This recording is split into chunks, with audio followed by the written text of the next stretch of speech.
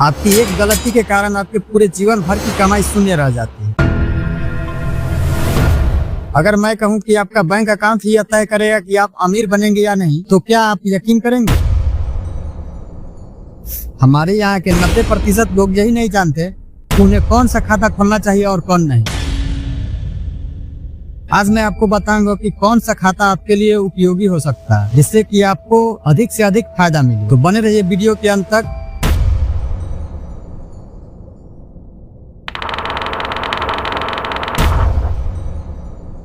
नमस्कार दोस्तों, आज बात करेंगे बैंक अकाउंट के प्रकार की, और इस वीडियो में यह भी बात करेंगे कौन सा बैंक अकाउंट आपके लिए उपयोगी हो सकता है। वैसे बैंक अकाउंट मुख्यतः 6 प्रकार के होते हैं: saving account, current account, fixed deposit यानी कि FD account, recurring account, salary account और NRI अकाउंट।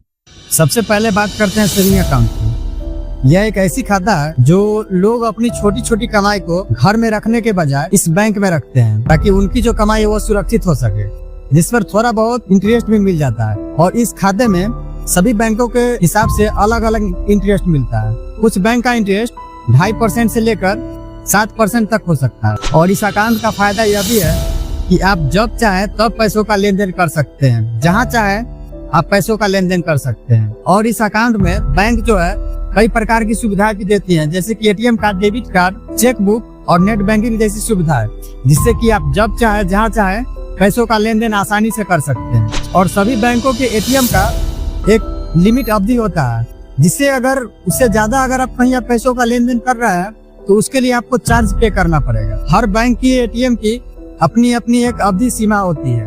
अगर उससे ज्यादा ट्रांजैक्शन आप कहीं करते हैं तो उसके लिए आपको अलग से ट्रांजैक्शन पे करना पड़ता है। और ज्यादातर बैंकों में इस अकाउंट को मेंटेन रखने के लिए मिनिमम बैलेंस भी रखनी पड़ती है, जो कि सभी बैंकों की अलग अलग राशि हो सकती है। यह राशि 500 से लेकर 5,000, 10,000 और इसके ऊपर भी हो सकती है। और सेविंग अकाउंट की एक फायदा यह भी है कि आपके फिजूल खर्च कम कर देती है, और इसका जो बैलेंस होता है वो आपके फ्यूचर के लिए सेव हो जाती है। और अब बात करते हैं करेंट अकाउंट की, जिसे चालू खाता भी कहा जाता है।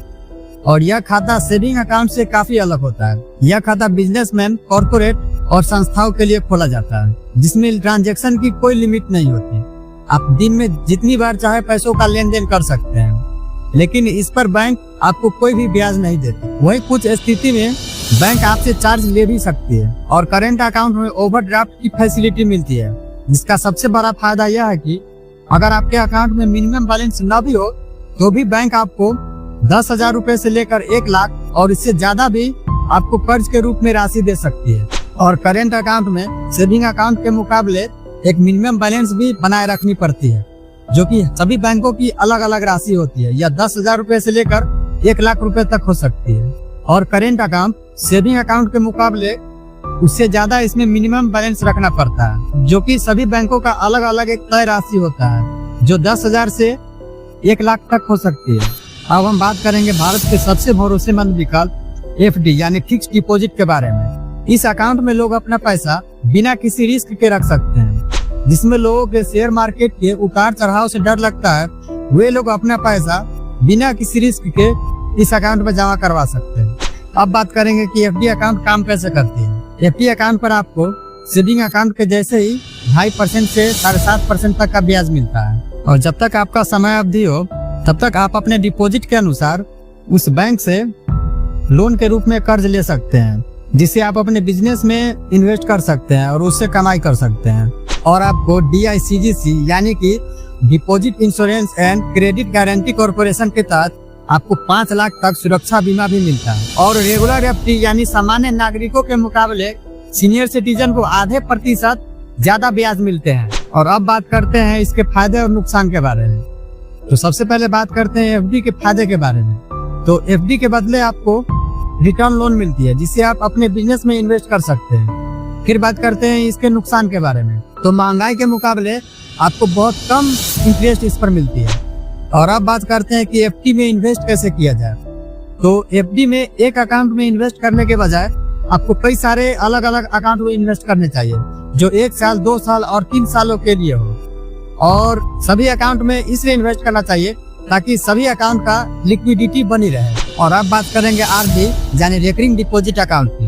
यह अकाउंट उन लोगों के लिए बेस्ट है जो एक बार पैसा जमा नहीं करके प्रत्येक महीने अपनी सैलरी से थोड़ा थोड़ा राशि बचाकर जमा करते हैं। और इसमें जो राशि जमा होती है वो 500, 1000, 10,000 या इससे ज्यादा भी हो सकता है। और इसकी एक समय अवधि होती है जो 6 महीने से 10 साल तक के लिए होती है, जिस पर आपको लगभग एफडी अकाउंट के मुकाबले ही ब्याज मिलता है। और महीने के एक निश्चित तारीख को आपके सेविंग अकाउंट से पैसा अपने आप कट जाता है। और अब बात करेंगे सैलरी अकाउंट की। यह एक ऐसी बचत खाता है जिसमें सरकार और कंपनी आपके वेतन को हर महीने आपके खाते में पहुंचाता है, जो कि यह खाता आमतौर पर सरकार और बैंक के बीच एक समझौता के तहत खोला जाता है। और सैलरी अकाउंट के 5 जबरदस्त फायदे हैं। नंबर 1, यह एक ऐसी खाता है जिसमें आपको कोई मिनिमम बैलेंस मेंटेनेंस नहीं करनी पड़ती। और नंबर 2, पर्सनल एक्सीडेंट इंश्योरेंस, जो कि लगभग सभी बैंक अपने ग्राहकों को देती है। और इसमें 1 लाख से लेकर 30 साल तक की मुफ्त इंश्योरेंस कवर होती है। और नंबर 3, फ्री एटीएम ट्रांजैक्शन, जो कि अन्य सभी बैंक के खातों में पैसों निकालने की एक सीमा होती है, लेकिन सैलरी अकाउंट में कोई सीमा नहीं होती। आप जितनी बार चाहे पैसों का आदान प्रदान कर सकते हैं। और नंबर 4, सैलरी अकाउंट वालों को बहुत ही आसानी से लोन मिल जाती है, क्योंकि वो जानते हैं कि इनकी जो सैलरी है वो प्रत्येक महीने आ जाती है, इसलिए उन लोगों को लोन आसानी से मिल जाती है। Personal loan, car loan, home loan, और बहुत ही जल्दी और बहुत कम ब्याज दर पर मिलती है। और नंबर 5, ओवरड्राफ्ट फैसिलिटी यानी क्रेडिट कार्ड। उन लोगों के उनके सैलरी के मुकाबले 2 या 3 गुना ज्यादा ओवरड्राफ्ट निकालने की सुविधा मिलती है, चाहे उनके अकाउंट में रुपया हो या नहीं हो। और अब बात करेंगे एनआरआई की, जो कि नॉन रेजिडेंट इंडियन अकाउंट होता है। और यह अकाउंट उन लोगों के लिए होता है जो भारत से बाहर या अपने देश से बाहर कहीं भी काम करते हैं या रहते हैं। एनआरआई मुख्य रूप से 3 प्रकार के होते हैं। नंबर 1, एनआरई यानी कि नॉन रेजिडेंट एक्सटर्नल। ये वैसे अकाउंट है जो लोग विदेश में रह करके वहाँ की कमाई भारत में भेजते हैं, जो कि पैसे वहाँ से तो आते हैं डॉलर में, लेकिन भारत या उनके अपने देशों में उनकी मुद्रा बनकर आते हैं, और वो जब चाहे तब इसे विदेश ले जा सकते हैं। और इसकी सबसे बड़ी फायदा यह है कि इस पर कोई भी टैक्स नहीं लगता। नंबर 2, एनआरओ यानी कि नॉन रेजिडेंट ऑर्डिनरी। यह अकाउंट उन लोगों के लिए होती है जो रह तो विदेश में रहे हैं, लेकिन उनका जो काम है यानी कि रूम का किराया, पेंशन इत्यादि वो भारत से जाता है, लेकिन उन लोगों को इस पर कुछ ब्याज भी मिलते हैं, जो कि भारतीय बैंक के नियमों के अनुसार होते हैं। और वो इन पैसों को विदेश ले जा सकते हैं, लेकिन उसकी भी कुछ सीमाएं होती हैं और उस पर भी कुछ चार्ज लगते हैं, जो कि भारतीय रुपयों को मैनेज करने के लिए किया जाता है। और number 3, FCNRA foreign currency non resident. यह एक ऐसी खाता है जो FD अकाउंट की तरह होती है, लेकिन इसमें रुपए जो होते हैं वो भारतीय रुपए की तरह नहीं होते, बल्कि विदेशी मुद्रा जैसे कि US डॉलर, पाउंड, इन सभी में जमा होते हैं। इससे मुद्रा में उतार चढ़ाव का कोई खतरा नहीं होता। तो आप लोगों को कौन सा अकाउंट यूज करना चाहिए वो समझ में आ गया होगा। धन्यवाद।